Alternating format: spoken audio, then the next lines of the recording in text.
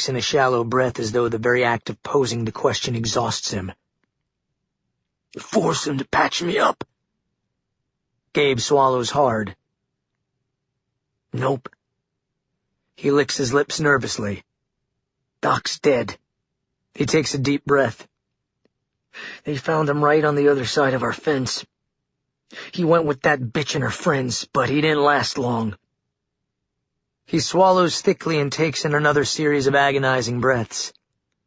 He blinks and stares at the ceiling, looking like a man waiting for the residue of a nightmare to pass, waiting for the cold light of reality to return and chase the shadows away. At last he manages to speak again. Serves that fucker right. The anger glittering in his eye slowly brings him back. Gradually allows him to get his bearings and bite down on the situation. He looks at Gabe. So if the doc's gone, how the fuck am I not dead? Gabe looks at the man. Bob. The governor takes this in, his one visible eye dilating and widening with shock. Bob? Another pained breath. That's fucking ridiculous. That old drunk? He couldn't draw a straight line, let alone patch me up. He swallows with great effort. His voice sticks in his throat like a record skipping. He refused to be Doc's assistant. Made that fucking girl do it. Gabe shrugs. I guess he didn't have to do much, thank God. Said your arm was sealed up good, sterilized enough by the fire, but he still cleaned you up real good. Watched over you. Gave you antibiotics or something, I'm not sure.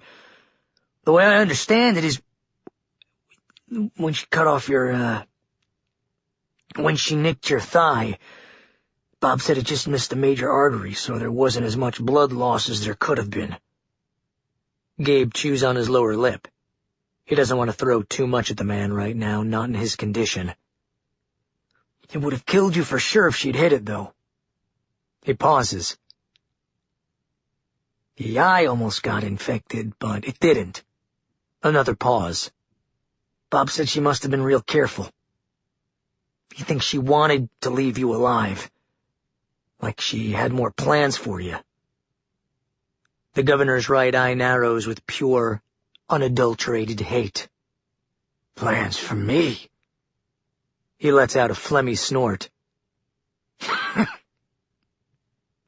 Wait until I hear back from Martinez. I could fill a book with the shit I've got planned for her. Gabe feels his stomach seize up. He contemplates not saying anything, but then mutters in a low voice. Boss. Martinez went with them. The governor cringes suddenly, either from the pain or a surge of white-hot rage flowing through him, or perhaps both. I fucking know he went with them. He draws a clogged breath and continues. I didn't know the doc and his slut would go with them. But this was my plan. Thick breathing again, getting air into his leaden lungs. Martinez helps them escape, and then comes back and tells us where that fucking prison is. Pause. If I've been out for a week, he should be here any day now. Gabe nods as the governor lets out a long, agonizing sigh and peers down at his heavily bandaged stump of a right arm. His eye registers the horror, the harsh reality. His phantom hand sends ghostly sensations up his shoulder to his brain, and he shudders. Then he presses his cracked lips together, and Gabe sees something glimmering way down in the dark iris of the governor's deep-set eye. Gabe sees it very clearly. The governor is back. Whether it's madness, or strength, or survival instinct, or just plain meanness, the luminous pinprick of light in that one eye says everything about this man. At last he turns his eye toward Gabe and adds in a voice husky with pain and fury. And when that day comes, that bitch is mine. The rest of that week, the heat of late spring settles into the hollows and valleys of west-central Georgia. The humidity presses in, and the brutal sun turns the days into steam baths. Since the air conditioners drain so much energy, most of the inhabitants of Woodbury sweat out the hot spell indoors or in the shade of live oaks, fanning themselves compulsively and shirking their daily labors. The Stearns figure out a way to make ice in the warehouse with an old Frigidaire without sucking too much power. Austin finds some prenatal vitamins in the ransacked drugstore, and mothers Lily incessantly, keeping track of her meals and insisting that she stay cool. People continue to ruminate about the escape, the absence of the governor, and the future of the town. Meanwhile, Gabe, Bruce, and Bob keep the governor's condition under wraps. Nobody wants the townsfolk to see the man moving around with crutches like a stroke victim as he convalesces. At night, they sneak him across town to his apartment where he spends time with Penny and rests up. Gabe helps him clean his place up, removing as many remnants of the attack as possible, erasing the worst of the gouges and stains, and at one point Gabe mentions how Lily stepped up during the aftermath of the escape. The governor is impressed by what he hears, and at the end of the week he asks to see her. "I know it goes without saying," Gabe says to her that night after dark as he leads her through the littered foyer of the governor's apartment building. "But everything you're about to see and hear stays right here. You understand? I don't even want Austin knowing about this." "Understood," she says uncertainly as she sidesteps a pile of wet cardboard, following the stocky, thick-necked man through the inner doorway. The first-floor stairwell smells of mildew and mouse droppings. Lily follows Gabe up the shop-worn, carpeted risers, the steps squeaking noisily as they ascend. But what's with all the secrecy? I mean, Austin already knows about the attack, so did the Stearns, and we've kept a lid on it for almost 2 weeks. "He's got something in mind for you," Gabe explains, leading her down the fetid second-floor hallway. "And he doesn't want anybody to know about it." Lily shrugs as they reach his door. "Whatever you say, Gabe." They knock, and the governor's voice, as strong and feisty as ever, orders them inside. Lily tries not to stare as she enters the living room and sees the man slumped on his ratty sofa with his crutches canted beside him. "There she is," the man says with a grin, waving her over. He wears a black eye patch. Lily finds out later that Bob fashioned it out of the straps of a motorcycle saddlebag. And his right arm is missing, the bandaged stump barely poking through the armhole of his hunting vest. His once wiry form now swims in his camo pants and clodhopper boots, his sinewy muscles reduced to cables under his flesh. His coloring is as pale as alabaster, making his dark eye and hair look almost inky black, giving off the impression of a scarecrow. Despite the emaciated limbs, however, he looks as mean and capable as ever. "Please excuse my manners if I don't get up," he adds with a smirk. "I'm still a little shaky on my feet." "You look good," Lily lies, taking a seat on an armchair across from him. Gabe remains standing in the archway. "It's gonna take more than some crazy bitch to take this man out. Ain't that right, Governor?" "Okay, you can both ease off on the bullshit," Philip says. "I don't need stroking right now, okay? It is what it is. I'm gonna be fine." "That's good to hear," Lily comments, and now she means what she says. The governor gives Lily a look. "Been hearing some good things about you. How you stepped up when I was on my back all week." Lily shrugs. "Everybody pitched in. You know. It was a group effort." For a brief moment, Lily hears a strange muffled noise from the other room, a rustling, a hissing of air, and the jangle of a chain. She has no idea what the hell she's hearing, but she puts it out of her mind. "The lady's modest, too." The governor gives her a smile. "You see, Gabe? This is what I'm talking about. You walk softly and carry a big fucking stick around here. I could use about a dozen more like you, Lily." Lily looks down at her hands. "I'd be lying if I said this town didn't mean a lot to me." She looks up at him. "I want this place to survive. I want it to work. You and me both, Lily." He lifts himself painfully off the couch. Gabe goes to help him, but he waves the man off. Breathing through his nose, Philip hobbles over to the boarded window, sans crutches, and gazes out through a narrow gap in the slats. "You and me both," he murmurs, staring at the darkness and thinking. Lily watches him. She sees his expression change slightly, illuminated by a trickle of silver light leaking into the room from a distant arc lamp. The narrow band of light shimmers off the man's one good eye as his face darkens, and his gaze curdles with hate. "We got a situation needs dealing with," he mutters. "If we want to keep this place safe, we're gonna have to be... what's the word? Preemptive." Preemptive? Lily studies the man. He looks like a wounded pit bull in a cage. His limp amputation dangling off one side of him, the rest of his body is coiled as a spring. Lily tries not to stare. His betadine-stained bandages and scarred flesh call out to her. He is a living embodiment of the dangers facing them.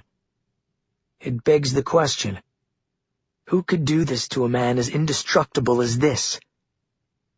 Lily takes a deep, girding breath. "Whatever it is you have in mind, I'm there for you. Nobody around here wants to live in fear. Whatever you need, I'm totally on board." He turns and peers at her from under the strap of his eye patch, his good eye blazing with emotion. "There's something you should know." He glances at Gabe and then back at her. "I let those fuckers escape." Lily's heart thumps a little faster. "Excuse me?" "I sent Martinez with them. He was supposed to play spy, get a lock on their position, find this fucking prison they're hiding out in, and then report back." Lily nods, letting this sink in. Her mind swims with instant anxieties, variables, and implications. "I understand," she says finally. The governor looks at her. "He should have been back by now." "Yeah. You got a point. You're a natural-born leader, girlfriend. I want you to organize a search party.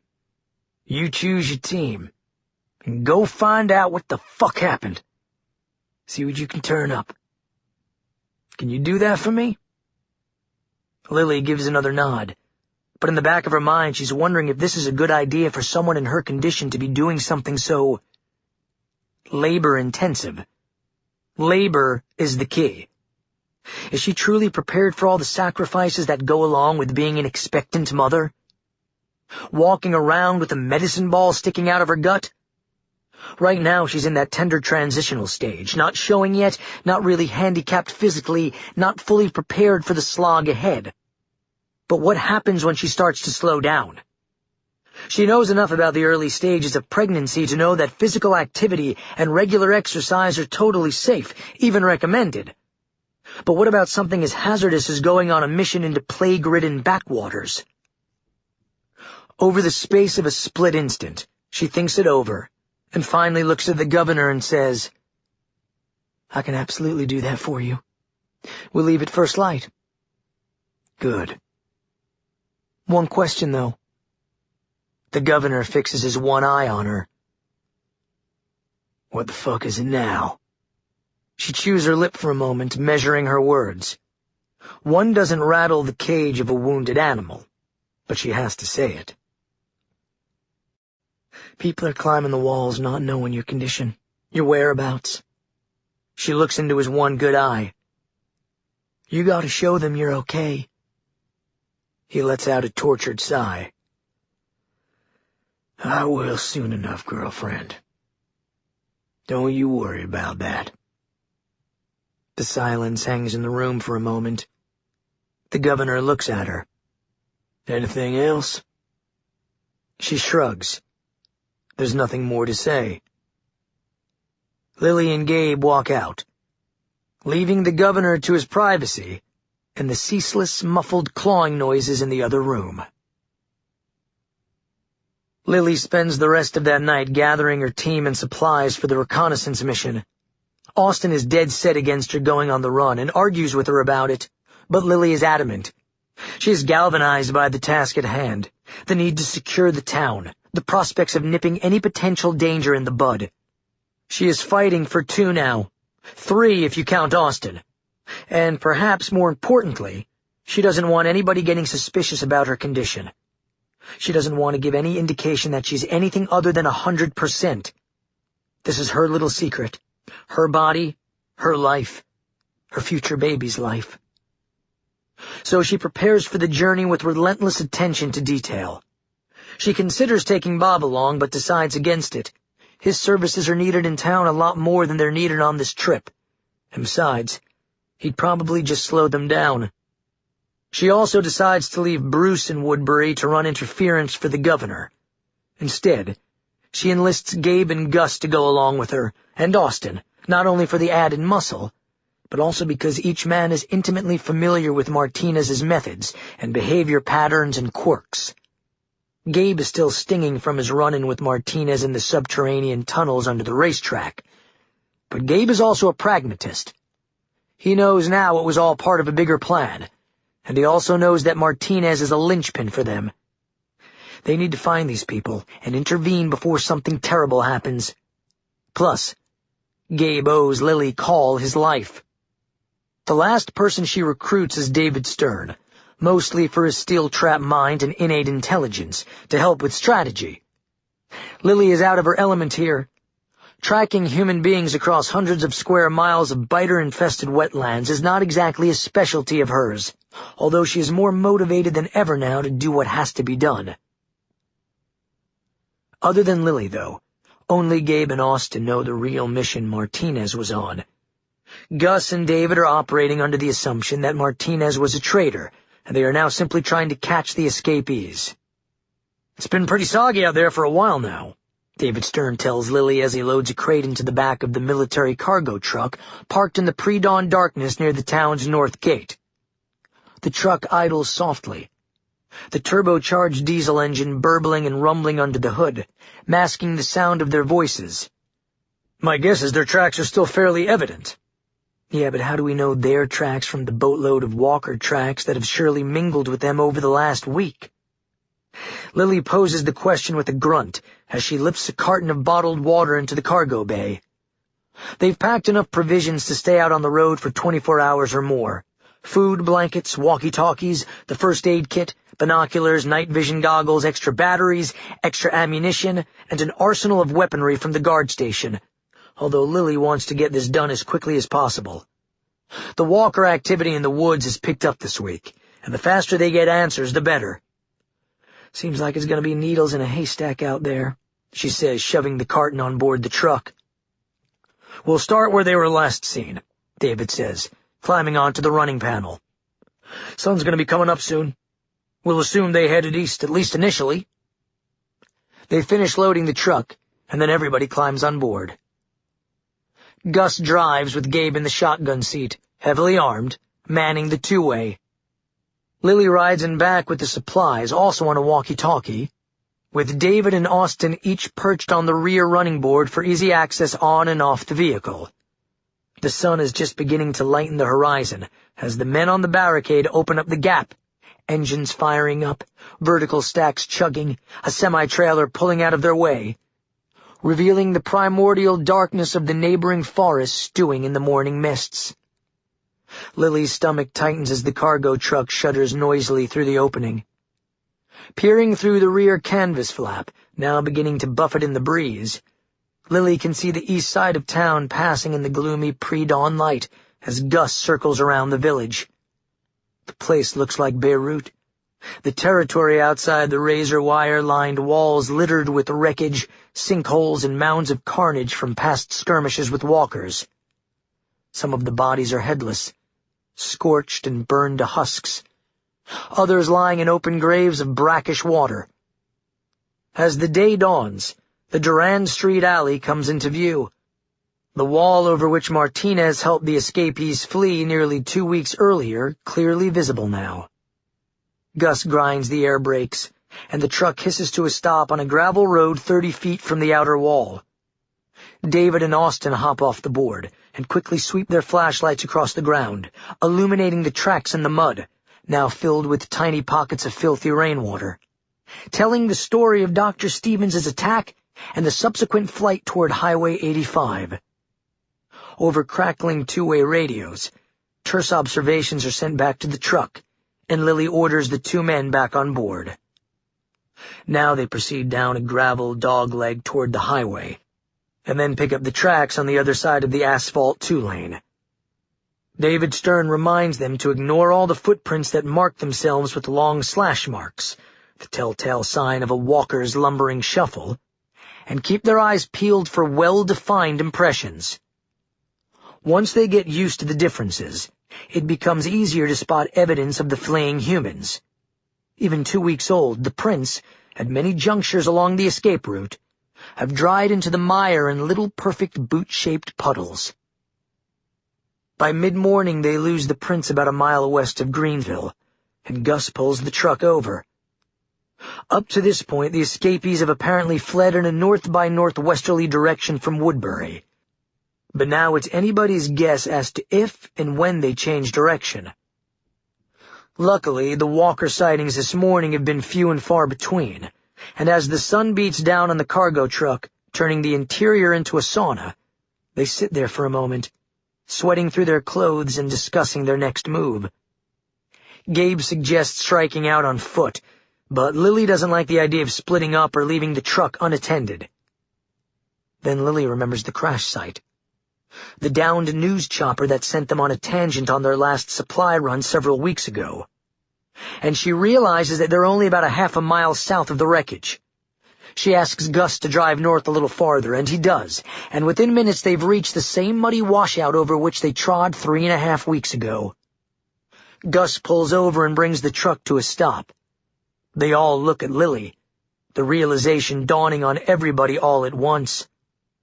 They can't avoid it any longer. They have to strike out on foot, into the walker-infested woods. Chapter 6. "Okay, David, check this out."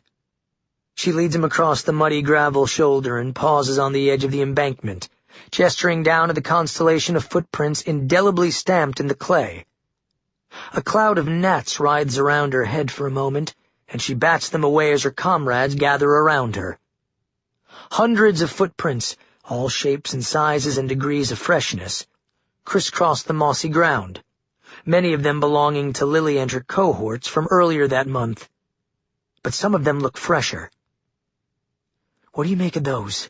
Lily says, pointing at a diagonal row of prints cutting a swath from the road to the woods, a file of people moving fairly quickly toward the deeper woods.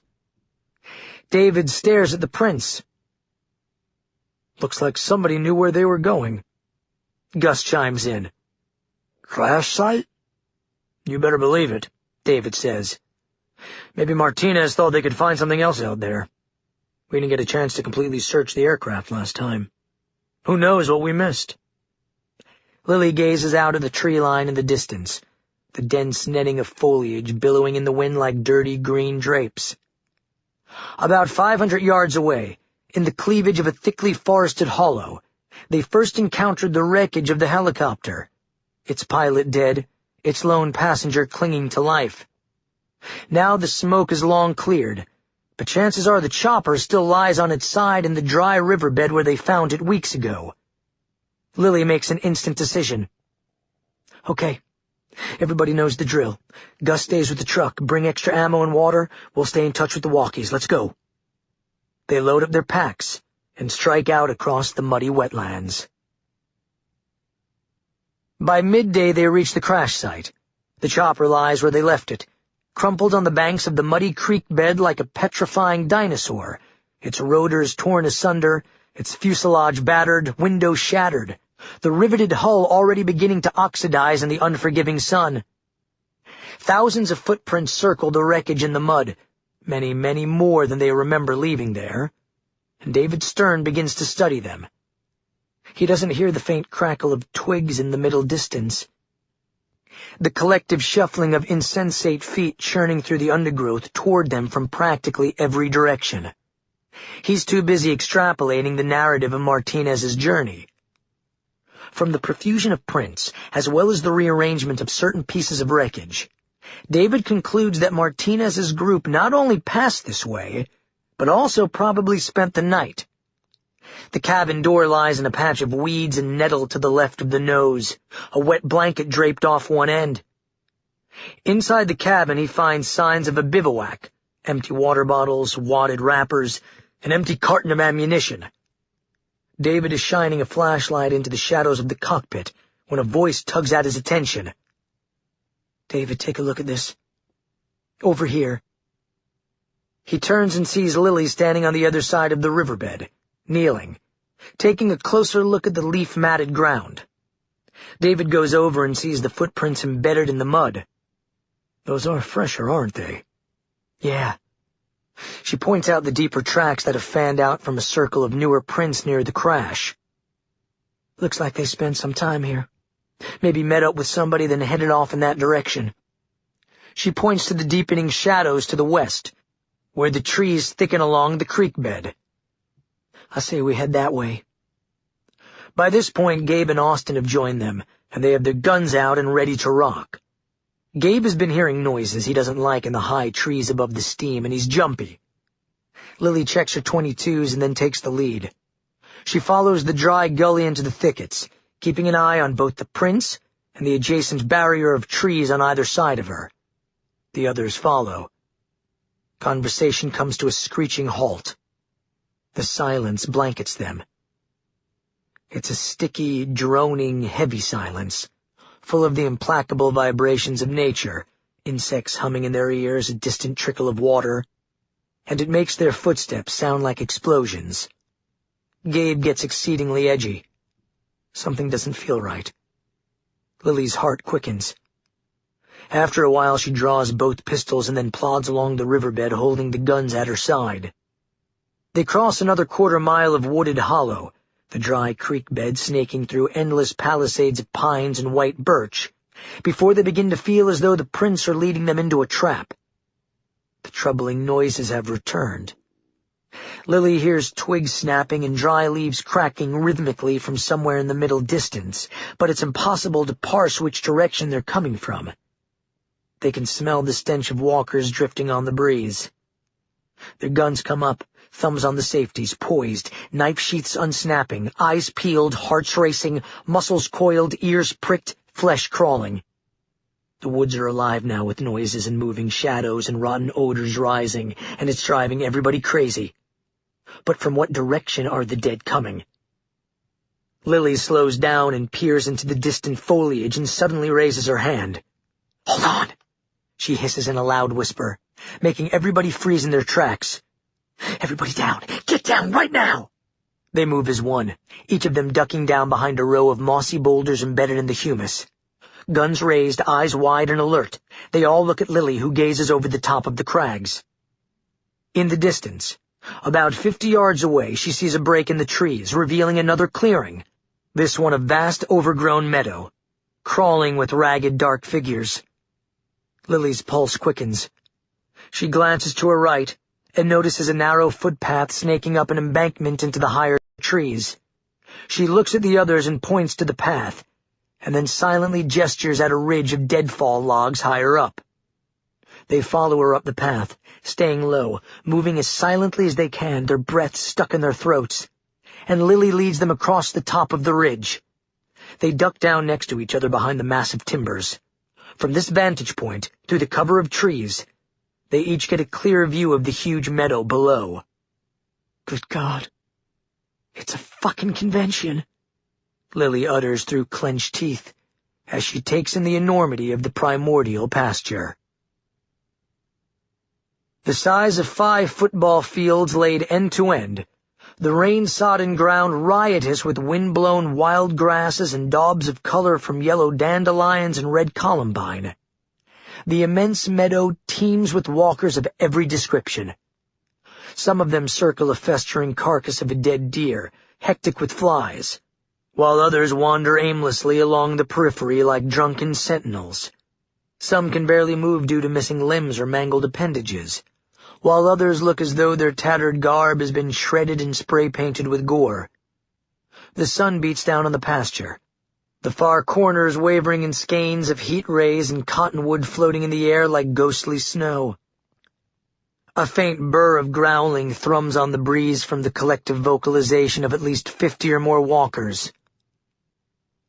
"Lily, honey," David Stern finally murmurs very softly, "would you mind handing me those binoculars?" Lily shrugs off her backpack, unzips it, pulls out the small field glasses and hands them over to David. The older man puts the lenses to his eyes and surveys the breadth and length of the meadow below them. The others gape. Austin huddles next to Lily, his breathing audible in her ears, his nervousness palpable. Gabe fingers the trigger guard on his MiG, just itching to waste the entire field with a few well-placed bursts.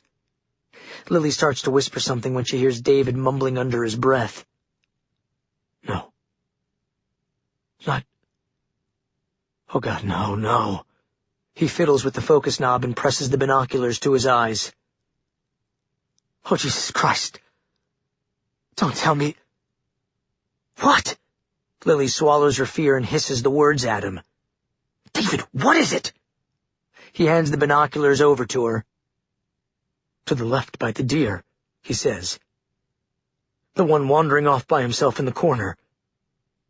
She gazes through the binoculars and finds the lone walker in the southeast corner of the meadow, and her entire body sags with despair as she identifies the frayed and torn figures shuffling along the cattails and weeds.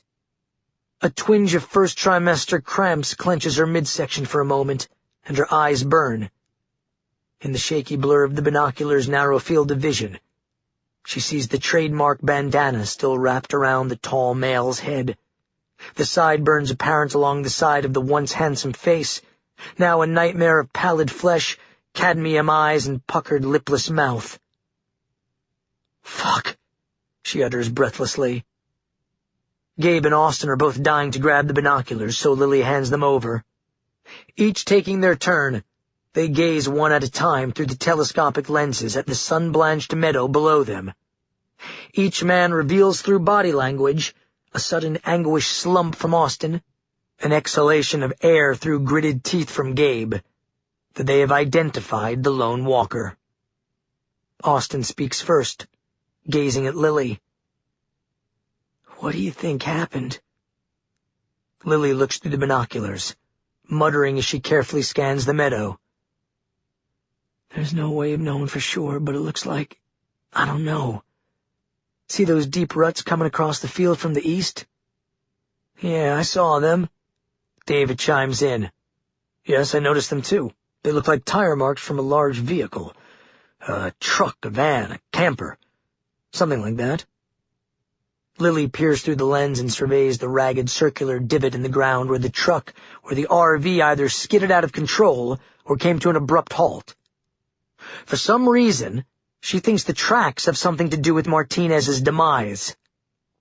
She swings the binocs back over to the lone walker in the corner of the meadow. The thing that was once Cesar Ramon Martinez, a former gym teacher from Augusta, Georgia, a loner with natural leadership skills, now trundles awkwardly back and forth through the dust motes of cottonwood and pale rays of sun with no direction, no purpose, no goal other than to feed. His arms and torso, even from this distance in the blur of the binoculars, appear completely scourged, eviscerated to shreds by many sets of rotting teeth.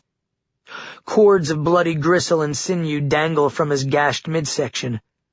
A slimy white bone fragment pokes through his tattered pant leg, giving his shuffling gait a pronounced limp. The sight of this man reduced to such a monstrous shell takes Lily by surprise, the sorrow coursing down her marrow, gripping her insides. She never got to know this man very well. Nobody did. He wasn't the sociable type. But over the course of that last year, in quiet moments, Martinez did talk about his pre-plague days. Lily remembers the details of his modest life. The man never married, never had any kids, was estranged from his parents, but he loved teaching, loved coaching his football and basketball teams at Pope John Middle School. When the plague broke out, the school was overrun. First responders moved in to protect the children, fighting off the early waves of undead. And Martinez tried to save an entire class by locking them in the gymnasium, but that proved futile. Nightmares of that day haunted the man for the rest of his life. The sounds of screaming students calling out for their mothers as the skylight shattered and monsters tumbled into the gym like ragged paratroopers. But the worst part was the guilt. Martinez barely escaped, pushing his way out the loading dock. But he would never forget the sounds of the children shrieking behind him as he fled, the biters devouring the class in a ghastly feeding frenzy. "By the looks of those tire tracks," Lily utters finally under her breath. "I'm guessing they found him out. Took him down, maybe with the vehicle." She looks down. "He wasn't perfect, but he was one of us. He was a decent man. He didn't deserve this." Austin reaches over and puts an arm around her. "There's nothing you could have done, Lily. He knew what he was getting into." "Yeah, I guess," she murmurs, all the confidence draining out of her voice.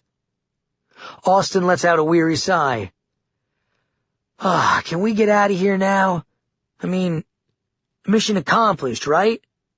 Gabe grumbles at him. "What are you talking about, mission accomplished? Nothing's been accomplished here but Martinez getting wasted." Austin looks at him.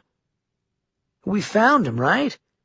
We found out why he didn't show up. There's nothing else we can do, man. File closed." David pipes in. "I have to say I agree with Pretty Boy. For all we know, the entire group of escapees may be dead. Besides, the sun's going to be setting fairly soon." Lily glances over her shoulder, surveys the path and the route back. No biters in sight. "Okay, it's settled then," she says. "Stay low and keep quiet. We don't want any of these biters on our tail." They started edging their way back down the hillside toward the riverbed, but all at once, Gabe springs to his feet and circles around in front of Lily, blocking her path with fire in his eyes. "Hold up!" He shoves her back. "We're not going anywhere." Austin steps in, getting protective, but Lily waves everybody back down into crouching positions. "Keep it down, goddammit!" She turns and looks at Gabe. "What the fuck is your problem?" Gabe burns his gaze into her. "We need to bring back proof." "Excuse me?" "Governor's gonna want to see proof this happened." "Proof?" She stares at him. "You got 4 witnesses. What do you want, Gabe, a lock of his hair? Come on, you want to risk more lives?" Gabe reaches down to his pant leg. He pulls his Randall knife from a sheath, the blade glistening in the beams of late afternoon sun. "Do whatever you want, Lily, but I'm not coming back without proof." Lily crouches there, dumbstruck, watching Gabe turn and creep down the embankment. She turns to the others. "God damn it to hell, come on. We gotta cover him." By the time they reach the bottom of the wooded path, all available firearms have been drawn, cocked, readied, and aimed. Gabe moves toward the clearing, ducking behind an ancient, gnarled live oak. Lily crouches down 20 feet behind him, staying low, eyes taking in everything. Both her Ruger semi-automatics grip tightly in her sweaty palms. Austin hovers close behind her, his Glock at his side, while David brings up the rear, scanning the woods behind them for fear of having their escape route cut off. The silence is excruciating. A 10-ton weight pressing down on them. The only audible sounds now, their breathing and the pulses racing in their ears. Lily sees Gabe bend down and pick up a stone. She aims her Rugers at the distant swarm of walkers milling across the far meadow, So far, none of the creatures have taken notice. The monster that once belonged to their inner circle, the former football coach who, less than a year ago, shared a New Year's bottle of brandy with Dr. Stevens, Alice, and Lily, now shuffles directionlessly through the weeds less than 25 feet away from Gabe. The creature's opaque white doll's eyes scan the surrounding trees, his blackened mouth working and chewing involuntarily. Gabe tosses a small stone across the clearing toward Martinez. In a frozen tableau of hair-trigger tension, the four humans watch the lone biter become still, cocking its head at the faint sound of the stone clattering across the weeds in front of it. The monster slowly turns toward the noise, and then starts shuffling closer to the clearing. Gabe pounces. What happens next occurs with the speed of a nightmare, everything transpiring all at once. Gabe rushes the thing that was once in charge of security in Woodbury, and without hesitation, without even allowing the biter a chance to react, he slashes the 11-inch blade with all his might at the monster's neck. The knife slices through epidermis, cartilage, arteries, muscles, and cervical vertebrae with the force of a guillotine. From Lily's vantage point, it looks as though Gabe has opened up a hydrant of blood. The head detaches and falls, and the body staggers and fountains for a moment before collapsing. Gabe grabs the fallen cranium, and then turns and rushes back toward the path. Unfortunately, the minimal noise generated by the assault, a negligible series of footsteps, grunts, and twig snapping, proves to be enough of a commotion to rouse the attention of the other walkers. Lily realizes this 1 moment before the shooting starts. She whirls around in time to see Austin and David in the middle of the path with their guns up now, the muzzles flaring brilliant plumes of light, each blast emitting a silenced clap, the rounds chewing through foliage and taking down a half-dozen walkers in quick succession across the southeast corner of the meadow. Gabe now stands beside her with the dripping head, fumbling for his assault rifle. In one continuous movement, he gets his free hand around the trigger guard and swings the weapon up and fires off a volley. The short muzzle flares and sends hellfire through the upper bodies of approaching walkers, punching holes through a dozen skulls, sending tissue and bone fragments in a red fog across the foliage, dropping reanimated cadavers of all sizes, genders, and ages into the high grass in gruesome heaps. Gabe's Bushmaster clicks empty. More creatures stir from their stupors, drawn by the noise of the firefight and the smell of living tissue, and the dynamic changes dramatically out in the meadow. Like a school of fish shifting directions in one great undulating organism, scores of wandering dead turn in drunken choreography and start dragging themselves toward the humans. Lily stands and begins backing away, mumbling, "There's too many of them, Gabe. Too many. Jesus fucking Christ, there's too many!" Standing beside her, Gabe lets out an angry grunt in response and quickly thumbs the rifle's release, ejecting the clip. He fumbles with the greasy, severed head for a moment, swinging its satchel around and stuffing the gruesome artifact into the carrier, and then he yanks another magazine from his belt and slams it into the gun's receiver. He spins and sees another cluster of dead pushing through the foliage on their immediate right, deadly black mouths working like piranhas, and Gabe slaps the bolt release and lets loose another fusillade. Lily ducks down into a crouch as Gabe's wild volley zings through the leaves. The opposite wall of foliage shreds apart as a half a dozen more walkers go down in bursts of blood and tissue. Meanwhile, Austin and David send another half-dozen rounds across the opposite corner of the clearing, putting another 3 corpses out of their misery in a cloud of blood mist.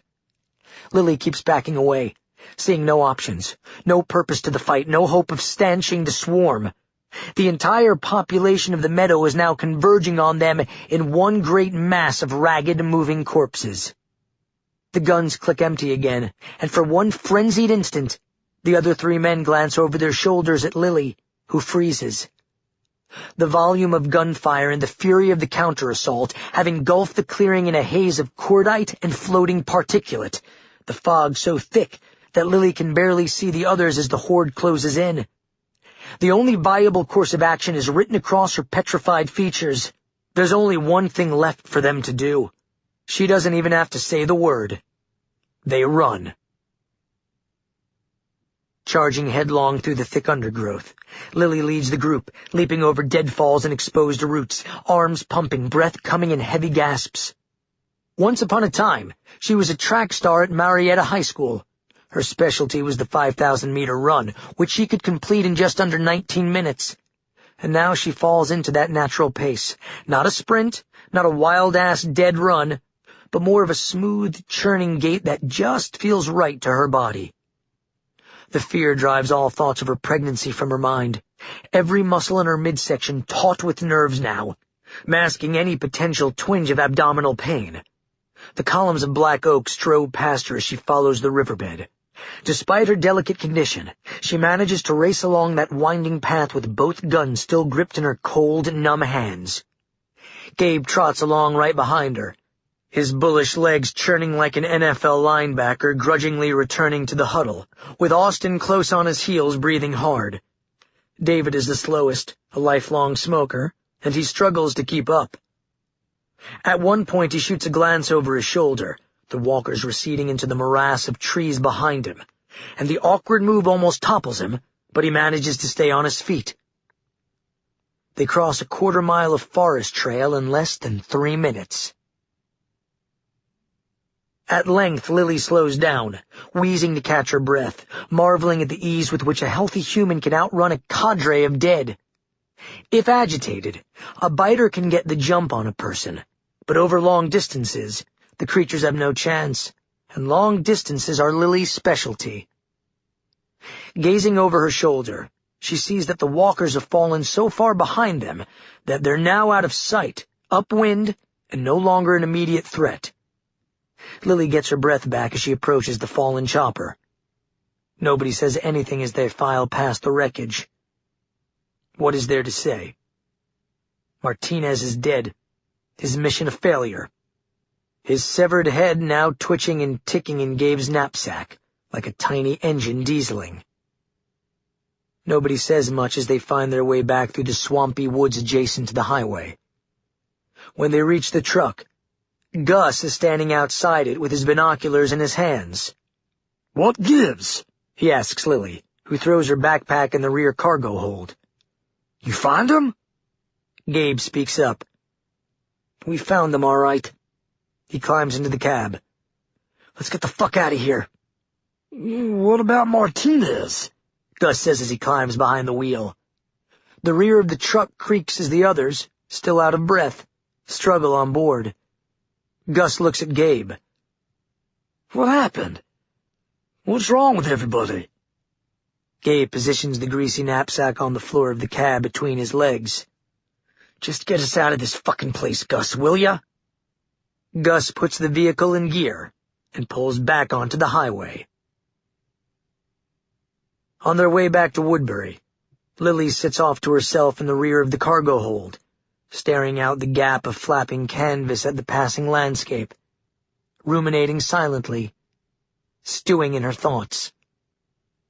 Austin tries to get her talking a few times, but she just shakes her head, unable to hide the revulsion on her face, and keeps gazing mutely out at the late afternoon sunlight slanting through the blur of roadside trees. She is disgusted at the prospect of returning with the alarming contents of Gabe's pack. She thought Gabe was saner than this, but she knows she has to let it go. For the sake of Woodbury, she has to swallow her feelings.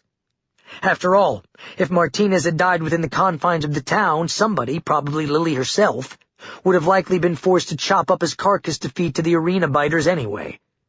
So why the ambivalence? Cognitive dissonance. Lily remembers a shrink in Marietta once telling her about this obscure psychotherapeutic term, a $3 phrase for the games a person's mind plays on itself when faced with 2 or more conflicting ideas. In simpler times, Lily struggled with her antithetical feelings of pride and self-loathing, but that was back when she had the luxury to contemplate her navel and whine to a therapist about the trivial annoyances of her cushy daily life. These days, it's hard to argue fine points of morality, ethics, or right and wrong. In this new society, it's all about getting to the next fucking day. Period. That's why Lily has nothing to add at the moment. and she just keeps staring out at the flickering sunlight, every few moments flinching at another prenatal cramp. The abdominal pangs have been coming more frequently lately. Lily has lost track of the triggers, if there are any. But God knows the stress of recent days could very well be bringing on the pain.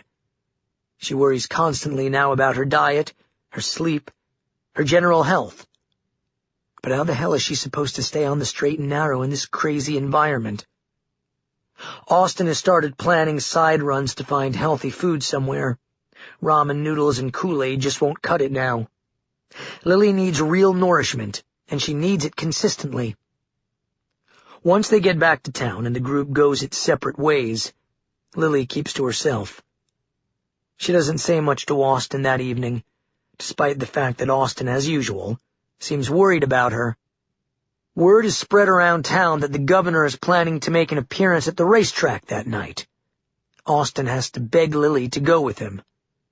He has a feeling that they should both be present, along with each and every resident, because there's no telling what the man might say. Austin believes that they may be facing a turning point in the evolution of their community, a milestone the likes of which none of them have ever encountered, a truly pivotal moment. But neither Austin nor Lily, nor anybody in Woodbury for that matter, has any idea how pivotal this moment will turn out to be. Chapter 7. At precisely 9:01 Eastern Standard Time that night, the evening of May 11th, in the second year of what some of the more religious folks in Woodbury are now calling the Great Tribulation, the arc lamp high above the south end of the speedway snaps on, shining its magnesium-hot glare down on the racetrack, turning the dusty infield, as well as the aging, weather-beaten oval of a track, a surreal shade of silver. The din of voices coming from the center stack of bleachers immediately dies down to the hushed murmurs and nervous muttering of a congregation preparing to offer supplication and alms to a stern cleric. No whoops and hollers, no cheering.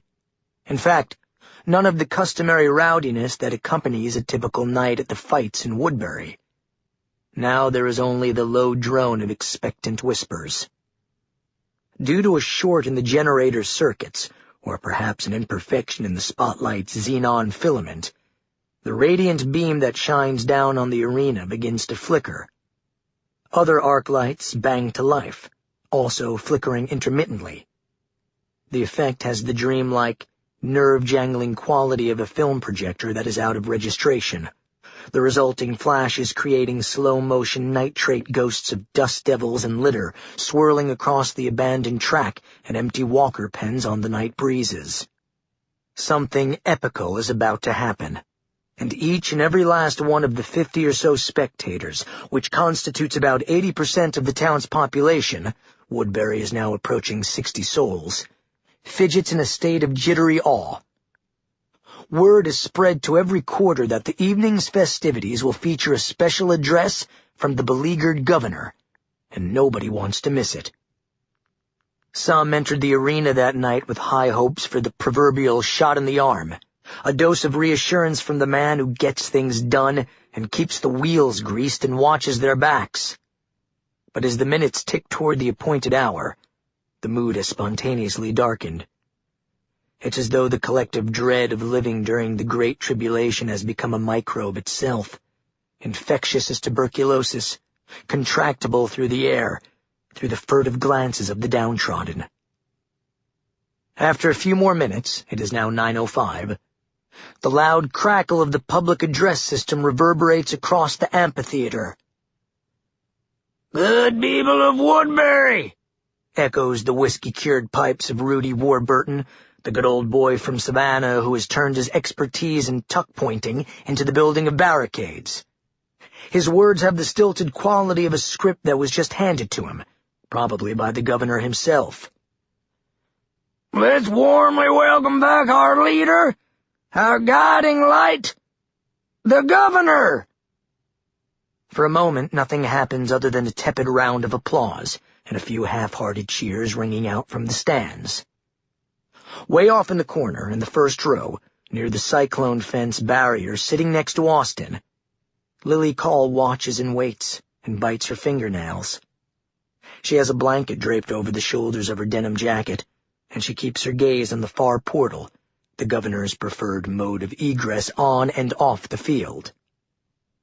As the awkward pause lengthens and the collective murmuring kicks in again, Lily chews her cuticles.